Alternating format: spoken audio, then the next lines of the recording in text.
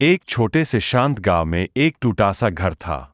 उस घर में रहती थी एक माँ और उसके दो बेटे। पिता की मृत्यु कई साल पहले एक बीमारी के कारण हो गई थी।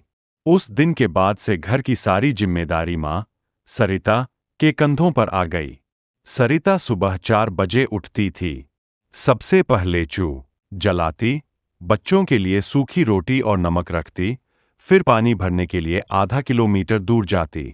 उसके हाथों में छाले थे, लेकिन चेहरे पर हमेशा हिम्मत थी। बड़ा बेटा रवि 10वीं कक्षा में पढ़ता था। वह पढ़ाई में बहुत तेज था। उसका सपना था कि वह बड़ा आदमी बने और अपनी माँ को आराम दे। छोटा बेटा मोहन 8वीं में था। वह मासूम था, लेकिन माँ का दर्द समझता था। एक दिन स्कूल से लौटते समय रवि ने देखा कि उसकी माँ एक अमीर घर में डांट खा रही थी। वजह सिर्फ इतनी थी कि एक गिलास टूट गया था। उस रात रवि सो नहीं पाया। उसने माँ से कहा, माँ, क्या हम हमेशा ऐसे ही रहेंगे? माँ ने धीरे से जवाब दिया, बेटा, किस्मत बदलने में समय लगता है। रवि बोला, तो हम किस्मत का इंतजार क्यों करें? हम खुद अपनी किस्मत क्यों नहीं बदलते? माँ ने उसकी आंखों में आत्मविश्वास देखा। अगले दिन तीनों बैठकर सोचने लगे कि वे क्या कर सकते हैं। घर में माँ बहुत स्वादिष्ट आम का अचार बनाती थी। गांव में लोग उसकी तारीफ करते थे। रवि ने कहा, माँ, हम अचार बनाकर बेच सकते हैं। शुरुआत आसान नहीं थी।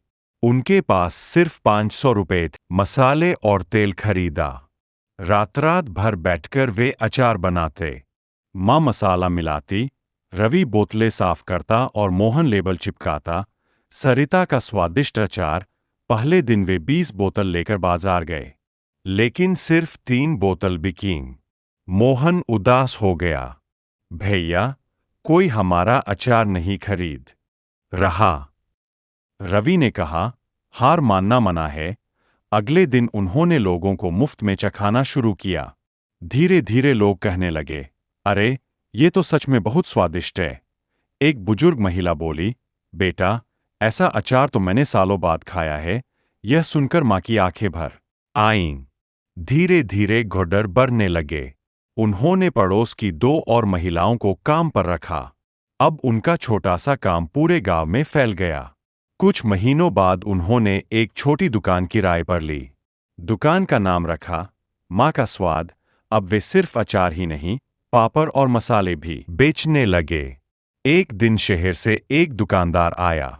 उसने उनका अचार चखा और कहा, अगर आप 500 बोतल महीने की दे सकते हैं, तो मैं शहर में बेचूंगा। यह उनके लिए बहुत बड़ा मौका था। उन्होंने दिन रात मेहनत की। कभी कभी बिजली चली जाती, तो वे लालटेन में काम करते। कई बार थकान से हाथ कांपते थे, लेकिन उन्होंने कभी शिकायत नहीं की। 1 साल बाद उनकी आमदनी इतनी बढ़ गई कि उन्होंने अपना पक्का घर बनवा लिया। माँ ने नए घर की चाबी हाथ में ली तो उसकी आंखों से आंसू बहने लगे। आज तुम्हारे पिताजी होते तो। रवि ने माँ का हाथ पकड़कर कहा, माँ, आपने ही हमें जीना सिखाया है। समय के साथ उनका ब्रांड पूरे जिले में मशहूर हो गया। अब उनके पास एक छोटी फैक्ट्री थी। कई गरीब महिलाओं को उन्होंने नौकरी दी। मोहन ने कहा, माँ, हम किसी और माँ को रोते नहीं देखेंगे। सरिता ने गर्व से कहा, गरीबी पाप नहीं है, हार मानना पाप है। और सच में, ये शब्द रवि और मोहन के मन में हमेशा के लिए बस गए। फैक्ट्री शुरू होने के बाद काम बढ़ने लगा। जिले के दूसरे गांवों से भी ऑर्डर आने लगे। अम्मा का स्वाद अब सिर्फ एक दुकान का नाम नहीं था, यह भरोसे का नाम बन चुका था। एक दिन जिला कलेक्टर उनकी फैक्ट्री देखने आए। उन्होंने हैरानी से पूछा, आप लोग इतनी बड़ी सफलता तक कैसे पहुंचे? सरिता ने सरलता से मुस्कुराते हुए कहा, हमने बस मेहनत और भरोसा कभी नहीं छोड़ा। उस मुलाकात के बाद सरकार की ओर से महिला उद्यमियों को दिए जाने वाले विशेष पुरस्कार के लिए सरिता का नाम चुना गया।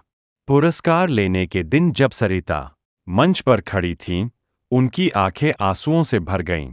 उन्हें याद आ गया सूखी रोटी, नमक और वह टूटा हुआ घर। रवि अब कॉलेज में बिजनेस मैनेजमेंट पढ़ रहा था। उसका सपना और बड़ा हो गया था, अम्मा का स्वाद ब्रांड को पूरे राज्य में प्रसिद्ध बनाना। मोहन को तकनीक में बहुत रुचि थी। उसने एक वेबसाइट बनाई। अब ऑर्डर ऑनलाइन भी आने लगे। सिर्फ शहरों से ही नहीं, दूसरे राज्यों से भी मांग बढ़ने लगी। एक शाम तीनों नए घर की छत पर बैठे थे। हवा धीरे धीरे चल रही थी। मोहन मुस्कुराकर बोला, भैया, याद है पहले दिन? पर गर्व करते, कुछ सालों बाद अम्मा का स्वाद एक बड़ी कंपनी बन गई। उन्होंने अपने मुनाफे का एक हिस्सा गरीब बच्चों की शिक्षा के लिए देना शुरू किया। गांव में एक मुफ्त प्रशिक्षण केंद्र भी शुरू किया, जहां महिलाओं को अचार, पापड़ और मसाले बनाना सिखाया जाता। एक दिन वही अमीर घर के लोग, जिन्होंने पहले सरिता को डांटा था, दुकान पर आए।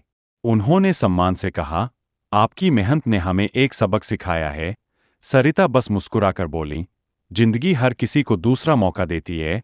वह पुराना टूटा हुआ घर आज भी गांव में था।